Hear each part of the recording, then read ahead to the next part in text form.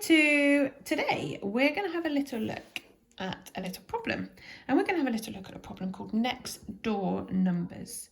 What do you think next door numbers might be? Yeah, that's right, numbers that are next to each other. So what we call this in maths is we call them consecutive numbers. So I've just written that on this little board for you. Look, consecutive, what a long word, consecutive. They're next door numbers. So if we have a look at this bit of paper here, the numbers that would be next door, 1 is next door to 2. So 1 and 2 are consecutive numbers. 6 is next door to 7, and 7 is next door to 6. They are next to each other. They're consecutive numbers. Now, what we're going to do, and I'm going to let you choose some of these in a minute, but I'm going to have a go first so you can see. I'm going to choose 3 lots of next door numbers. The first one I'm going to choose is I'm going to choose 2 and 3, and I'm going to put them into a little addition number sentence. Okay, so I'm going to do 2 add 3 equals. The next, I'm going to draw a little line, I think, just so I can keep them separate. The next one I'm going to look at, I might do 7 and 8. So 7 add 8 equals.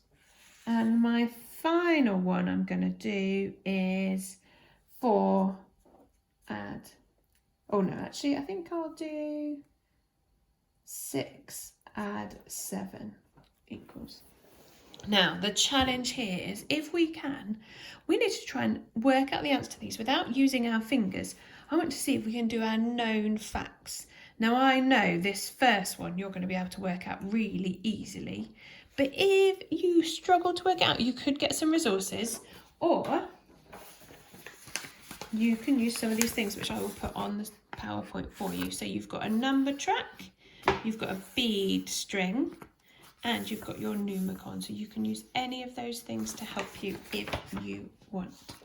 So, but I know that if I've got 2 and I'm adding 3, that is a number bond to 5. And I know you know that already. So we're going to pop that in. 2 add 3 equals 5. But if not, I could have started at 2 and I could have done 3 jumps.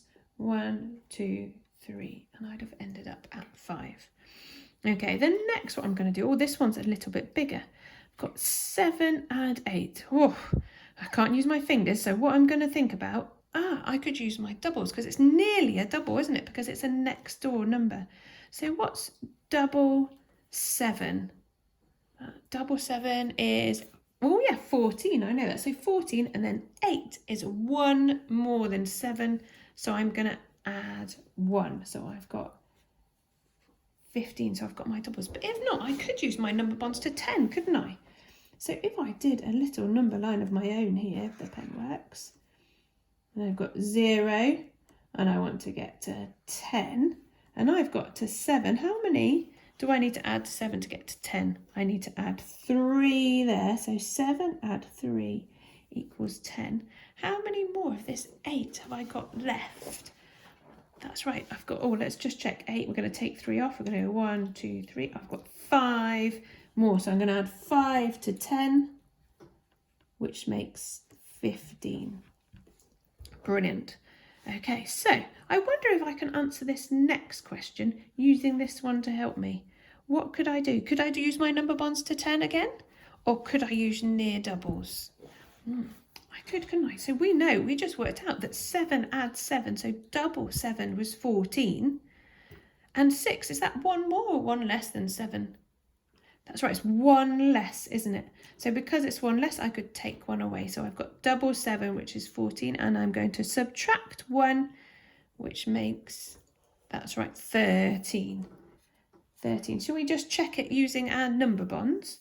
So what's our number bond to 10 with 7? We just did that here, didn't we? That's right, it's 3. So I want to get to 10, so I need to add 3. How many more of my 6 have I got left if I've just added 3? That's right, I've got another, that's a double, isn't it? So that's really helpful. I've got another 3. So we're going to add 3 more on, which takes me to 13 because I have 1 10 and 3 ones, which is brilliant. So now that you've done those, I wonder if you can have a look at the answers. What's special about them? What do you notice? What's the same and what's different? Now, I'm not going to tell you what's the same and what's different. I want you to have a little look. Maybe you can discuss it with your mummy or daddy or your big brother or sister. Okay, and here's your challenge. What I'd like you to do is I'd like you to pick some other next door numbers.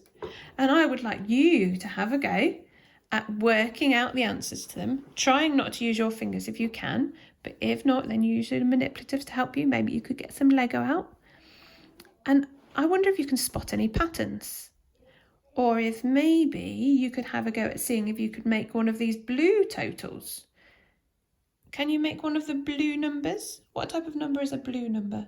The blue numbers are even numbers, aren't they? And the red ones are odd. Do you think you could do those? Have a little go, see what you can come up with.